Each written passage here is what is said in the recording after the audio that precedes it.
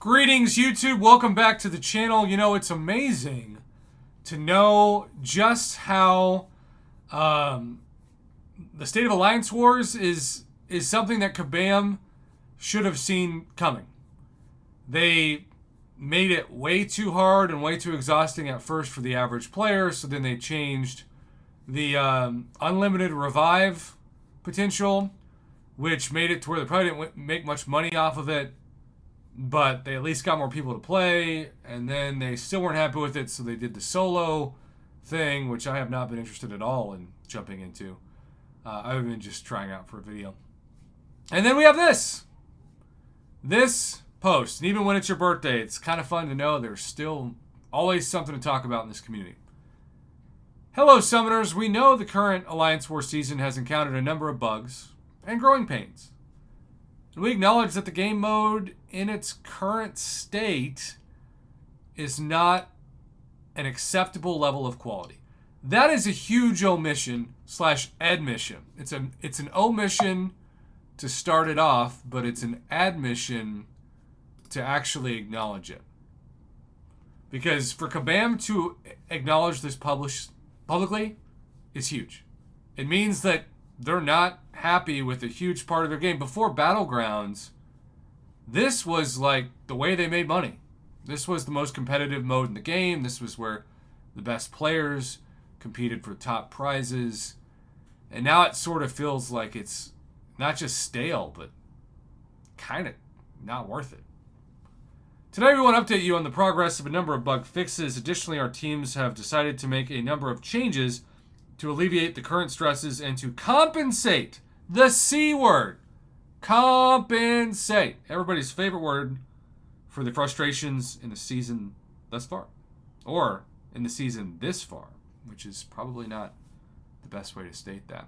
There will be more information on these points further down this post, but the list of changes is as follows. Adjusting attack and defensive tactic tuning, increasing points for diversity, reduce the number of wars required for season reward eligibility to 1. That might entice me a little bit. Compensating alliances that missed wars due to matchmaking errors. General compensation for all summoners based on Alliance War tier. Now that is also...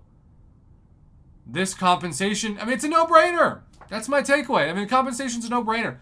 This is a mode that's already stale, and this season has been unplayable for even the most competitive alliances in many cases. Tactic changes, we're aware of the discomfort caused by the meta in its current state. As a result, we'll be making the following changes. Defensive tactic changes.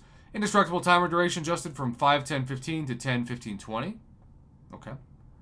Stack limit adjusted from 3, 5, 7 to 3, 4, 5. Okay, those are minor tweaks, but a little bit helps. Attack tactic changes. Each prowess lowers ability power rate by 20%, capped at 100%. Killmonger's indestructible charges no longer consume the attack tactics prowess. That sounds like a nightmare. Changes to diversity scoring, the combination of tactics and the recent wave of difficult defenders, which is all by design, especially the Valiant players that buy the early access bundles, of which I am one of those.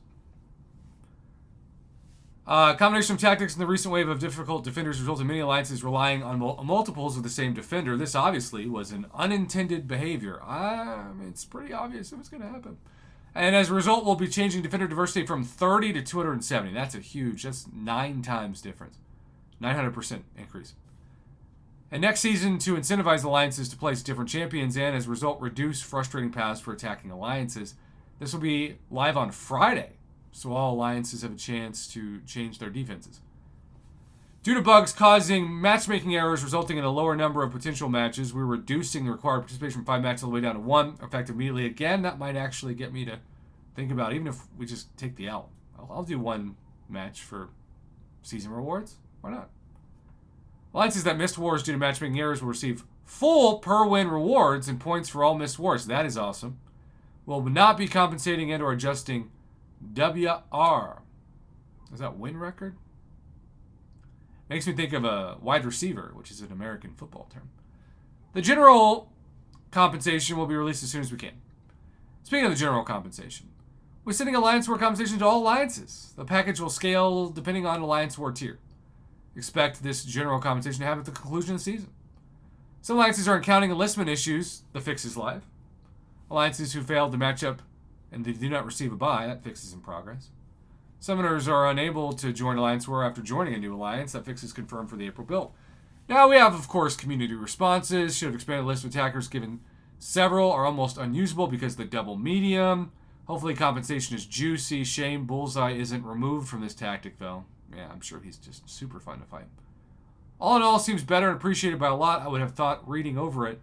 I see wins given to those who missed matchmaking, but what about alliances that had less defenders due to the raid bug? That's a great question.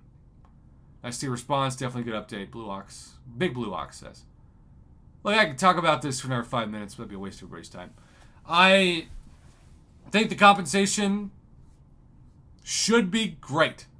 Should be important. When you say the words, and I'm just using their own words, I'm not adding or subtracting anything.